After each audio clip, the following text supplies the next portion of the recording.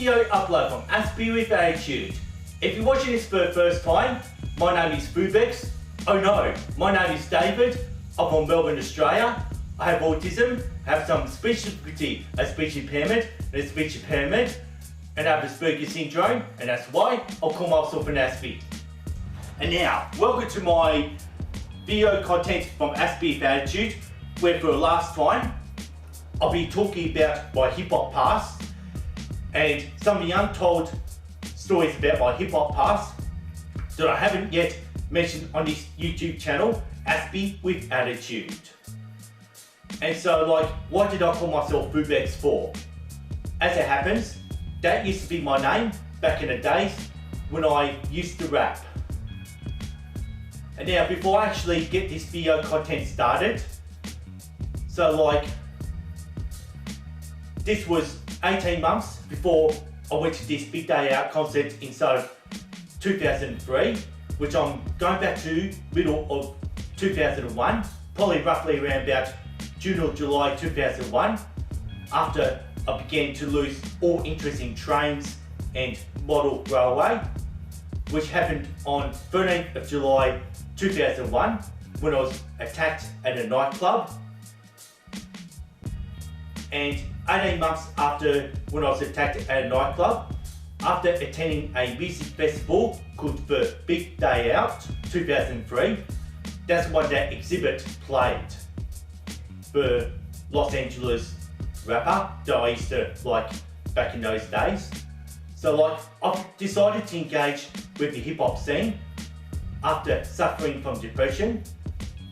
And what caused my depression was 10 years of me being socially rejected from my high school peers and going through an abusive friendship from a former friend I used to go to primary school with and who used to be my best mate. And so these days we do not talk, and we've never spoke to each other for more than 20 years, and I have no second thoughts on that person. So I first got into hip hop back in 1998 after listening to a now defunct Melbourne radio station called A9.9 Hits FM. At that time, I was into a lot of techno and dance music when I was 18 years old back in 1998. I had my cassette Walkman happening back then, and I was listening to Coolio, Run DMC and the Beastie Boys while riding the Melbourne double-decker train back in July 1998, and that's when I first got into hip hop. And this is my backstory when I first got into hip hop before I decided to become a rapper back in 2003. Previously, I had uploaded 3 other video contents related to my hip hop past on Aspie with Attitude. First off is episode 74. I used to be a hip hop artist, so I upload this on the 7th of September 2019, and this video content has more likes than any other videos at the time of this upload. I'm talking about the video that you're watching right now. And about 2 months later, I did publish a video clip on my other YouTube channel, which is Fubex Hip Hop, and I've explained the video clip as in episode 83 on the 9th of November 2019, my last hip hop video. And then it was only last year at the time this video upload for episode 190 back on the 8th of August 2021. And now what you're watching here, this is officially my final hip hop video content to be uploaded to this channel to complete my full story about the years when I did engage with hip hop from the years 2003 up till 2016 when I was part of the hip hop scene.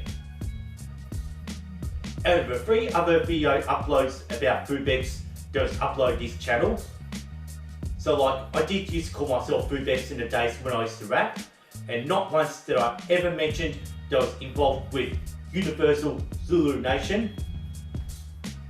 So it was the Australian chapter that I'm talking about here. The chapter as a whole, Universal Zulu Nation, began in the 1970s from a reformed street gang called the Black Spades, which actually came from the South Bronx in New York City. So as the Black Spades were actually turning away from the gang culture, they decided to become more of a art culture. So like, this allowed the black spades to turn away from the gang life, the thug life and crime, to set up an art culture and a social influence to change the dynamics of youth culture that will in future rival other music genres like rock, pop, country, dance, the rave scenes, and even the heavy metal scene. So like, we're talking about this maybe being the late 60s or early 70s when this all started. And then by the time this social influence had began pretty much in the 70s, like more youths turned away from gangs and turned away from crime back in the 1970s to take up other arts such as dancing, poetry, and they were the first to use record players as musical instruments. Pretty much as you heard this sound, like that's the sound of turntable scratching, so like that's where it all started. And others just basically resorted in doing graffiti. This became an organised cultural event, turning the youths away from gangs into artists. And by the mid-70s, those events that were taking place in the South Bronx will eventually become the hip-hop scene. And the founder of that particular hip-hop scene back in the mid-70s was Afrika Bambataa, and he called the early stage of the hip-hop scene as Universal Zulu Nation. So like, anything that stigmatizes the hip-hop scene had all began from this era back in New York in the South Bronx. So like, that all started in the 1970s, and this still remains as an active social influence from many previous generations in almost in every country around the world, which will continue in future generations to come. Since 2016, the year where I began to lose all interest in the hip hop scene, there had been growing speculations that Afrika Bambataa, the founder of Universal Zulu Nation, had stood down from his own chapter, which is called Universal Zulu Nation, after allegations of his sexual abuse, even on young children.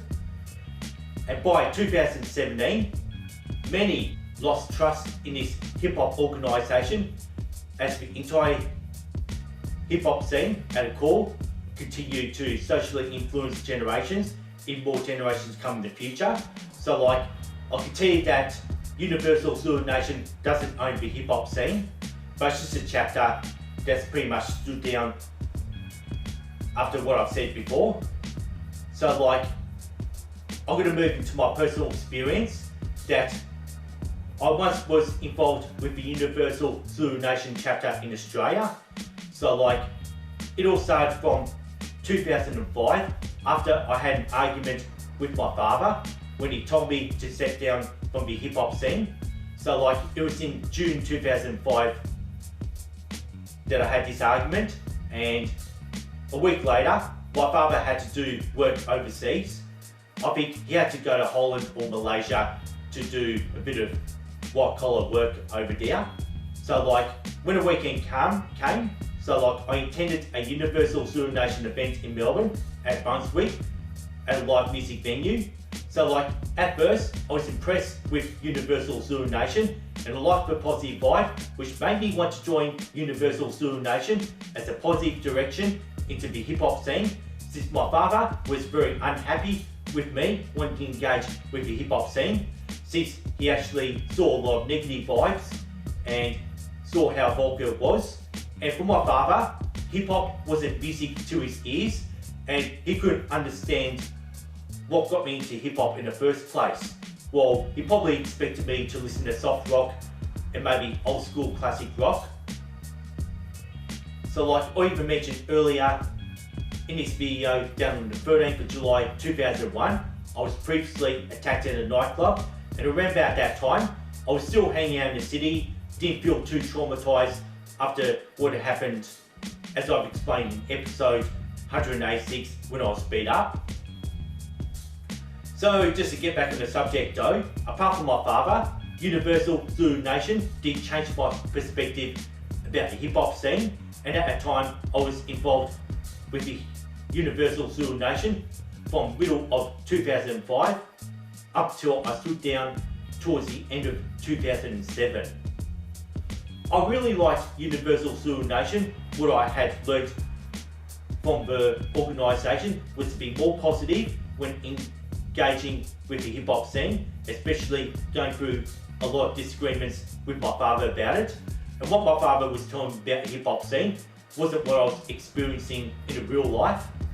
So like at the same time I was engaging with Universal Zulu Nation, I was actually recording my first album upcoming, and it was in 2006 I began to get off the rails, learning that I had joined Universal Zulu Nation all for a wrong cause. So like, I'll just come to the camera and just show you what I mean by all this. So like, this is my first album called Upcoming, and I'll show you it back there, because like, I almost dropped it. So like, you can just see there's a Universal Zulu Nation logo there. So like, I recorded this at the time and pretty much even released at the time when I was part of Universal Zulu Nation. And you can even see this thing there to warn people this is a very vulgar contents. So like, I was about to release an album with profanity, and this was going to be a very vulgar album, especially the standout track actually involved negative attitude towards live music venues, having dress codes to ban tracksuits at hip hop shows and hip hop concerts. By 2007, I spoke with a member of Universal Zulu Nation based in Brisbane, up in Queensland. It's when I lodged in a complaint about a show that was to perform with Universal Zulu Nation that it never happened. After making this complaint, and I got a response from this guy from Brisbane, and what he told me was, I joined Universal Zulu Nation all for the wrong cause.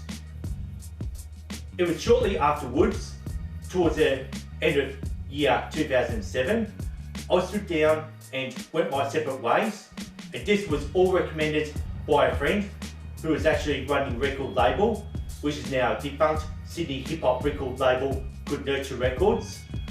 And he went by the name of Shrek, and Shrek told me I should stand down from Universal Zulu Nation, and had explained that Universal Zulu Nation wasn't really worth it. It was almost like a cult and just wasn't really working out for me. And the way he actually viewed Universal Zulu Nation was, it was a bit like Scientology in the hip hop scene. So like, towards the end, after stepping down from Universal Zulu Nation, Nurture Records helped me to go into the right direction and influenced me to start my second album, which is actually called The Next Chapter. And I'll show you this. So like, I've started work on this album towards the end of 2008, and as you look here, you can just see how you don't see the Universal Zulu Nation logo. And pretty much after being influenced by Universal Zulu Nation, I sort of kept it free from all profanity and anything vulgar. So like, that CD was released back in 2010 when things were going good, and pretty much like, that CD was released more than a month after when my father did die in middle of September 2010, the one that I had a fight with back in 2005 about the hip hop scene. So like, overall, me being part of Universal Zulu Nation did not work out for me at all. So like, I remember a time when I was engaged with Universal Zulu Nation, it was all full of groupies and just sheep, and there was just a lot of false hopes of any fame in the Australian hip hop scene. So like, I just feel that it's a bit like a gimmick really for the Australian hip hop scene. So like, I don't believe that Universal Zulu Nation really worked out for Australian hip hop. So like, maybe if I never did this album Upcoming, that vulgar album, like, instead I would have rapped about autism advocacy, or what we need to know more about autism, just like what I've been doing on this channel for the last 4.5 years, and maybe helped autistic rappers and brought autism acceptance into Universal Zulu Nation, and this would have worked out better for me. So in several cases though, I did not do it, and I was actually masking my autism when I was engaged in the hip hop scene. So like I was pretty much very egoistic, which didn't really help with my presence even being part of Universal Zulu Nation, since I did talk about egoism back in episode 117, which was in May 2020. So like, this is October 2022. I even stood down from rapping since I am more engaged with this autistic YouTube creator channel, Aspie with Attitude. And if you like this channel and you want to show more support, you can do so by hitting this red button. Just please subscribe to this channel. That's all I've ever asked for in terms of support. And also, you can ring this notification bell if you wish to keep up to date with Aspie with Attitude. And also, don't forget to please like and share this video contents around. That way, you're showing more support. And this video completes my entire history when I once used to be Fubex and made famous as an autistic individual who was known in the hip hop scene and went to a lot of shows that happened in Melbourne, which was from the years starting from March 2003, pretty much up to somewhere in 2016. Around about that time when I did lose interest. And by 2017, all interest in continuing with hip hop was all extinguished.